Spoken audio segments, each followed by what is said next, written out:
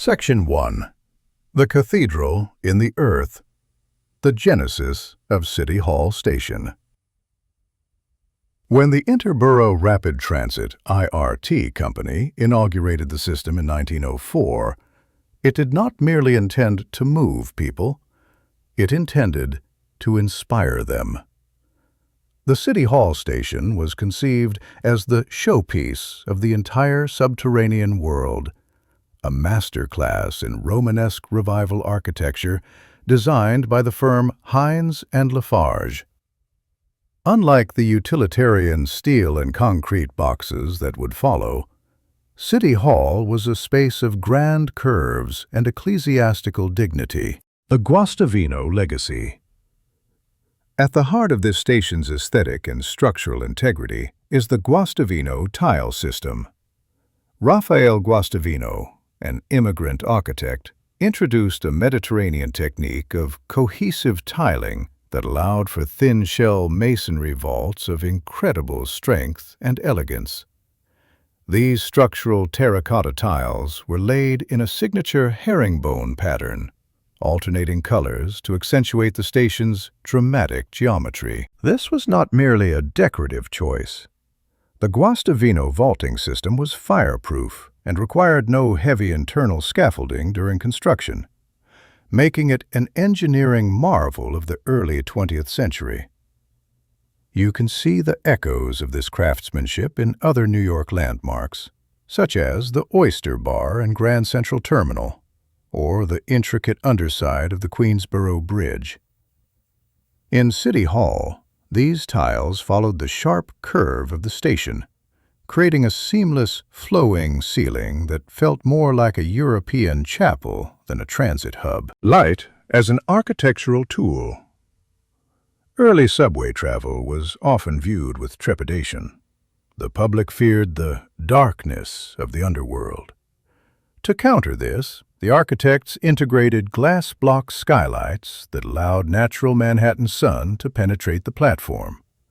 For nighttime illumination, they installed ornate brass chandeliers, casting a warm, regal glow on the brass railings and oak ticket booths. The tragedy of the curve. Despite its beauty, the City Hall station fell victim to its own design. As the city grew, so did the trains. By 1945, the newer, longer IRT cars could not navigate the station's tight 1904-era curve without leaving dangerous gaps between the door and the platform. The station was shuttered on December 31, 1945. Today, it remains a ghost station, a preserved relic of a time when the city believed that even its deepest tunnels deserved the touch of a master architect. The industrial logic of the IRT and the cut-and-cover revolution. While the City Hall station served as the ceremonial heart of the new transit system, the vast majority of the original 28 stations were defined by a starker, more industrial pragmatism. The primary objective of the Interborough Rapid Transit (IRT) Company was to achieve unprecedented operational efficiency and construction speed, leading to a design philosophy that prioritized function and rapid deployment over the cathedral-like flourishes of the flagship station. The mechanics of cut and cover. The defining characteristic of early New York subway construction was the cut and cover method. Unlike the deep-bore tube tunnels of London, which utilized shields to tunnel far beneath the city's foundations, New York's engineers opted for a more invasive but faster technique. The acoustic and atmospheric legacy. This shallow construction method fundamentally altered the sensory experience of the city. Because the tracks sit only about 3 feet below the platform, and the platform itself is less than 20 feet from the surface, the subway is inextricably linked to the sidewalk above. The roar of an approaching train is often audible to pedestrians on the street before it even enters the station, creating a constant, rhythmic vibration that has become the literal heartbeat of Manhattan. This proximity also necessitated unique ventilation solutions, as the system relied on grates in the sidewalk to pull in fresh air from the surface. Typical station architecture. 14th Street is a case study. A prime example of this industrial logic can be found at the 14th Street Express Station. When it first opened, it was a model of cleanliness and efficiency, stripped of the heavy ornamentation seen at City Hall. The shift in philosophy. The typical IRT station represented a shift from the subway as a monument to the subway as a utility. While architects like Heins and LaFarge still included decorative elements, such as colorful mosaic name tablets and bas-relief plaques, the overarching mandate was about the beauty of efficiency. The original IRT contract even included a clause stating that all parts of the structure exposed to public sight should be designed with a view toward the beauty of their appearance. But in practice, this beauty was often found in the clean lines and repetitive geometry of the industrial age. The express track innovation and four-track planning. New York's most significant contribution to global transit was the implementation of a four-track system right from the start. This design allowed local and express trains to operate simultaneously, a feature unique to New York at its inception.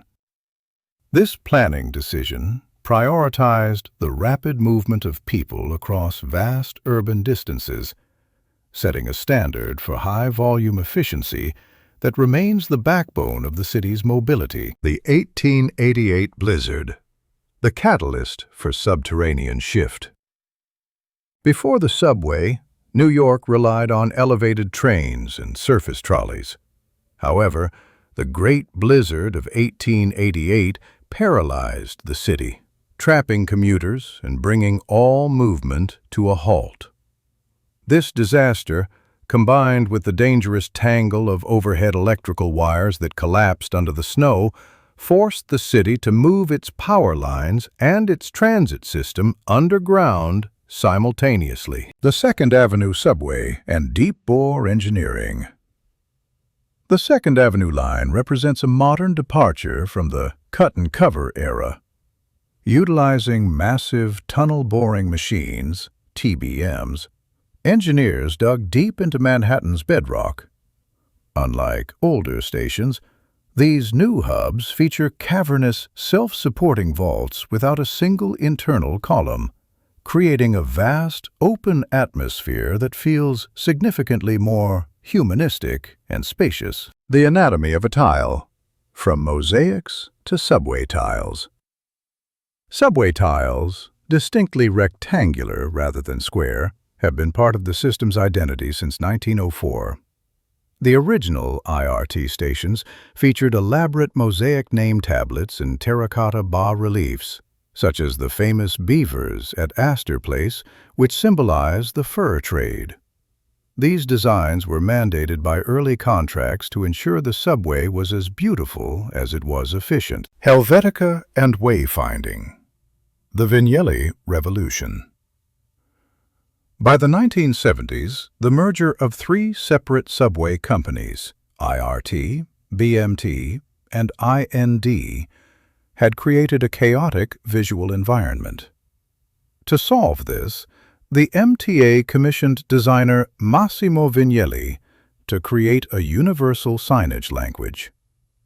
Using the Helvetica typeface, Vignelli established the crisp, clear, and iconic black and white signs that allow millions of riders to navigate the labyrinth today. Art in the Underworld, the Subterranean Gallery. Since 1985, the MTA has actively integrated world-class art into the transit experience, with over 300 permanent works. From the hyper-realistic mosaic figures on the Second Avenue line to installations by legendary artists like Yoko Ono and Chuck Close, the subway has evolved into a sprawling public art gallery that enriches the daily commute. The ghost stations and the echoes of abandonment. Beyond the active tracks lie ghost stations, such as the original City Hall Loop. Closed because modern, longer trains could not navigate its tight curves, it remains a preserved relic of 1904. These abandoned spaces serve as a reminder of how architectural beauty can sometimes be outpaced by the relentless demands of technological and urban growth.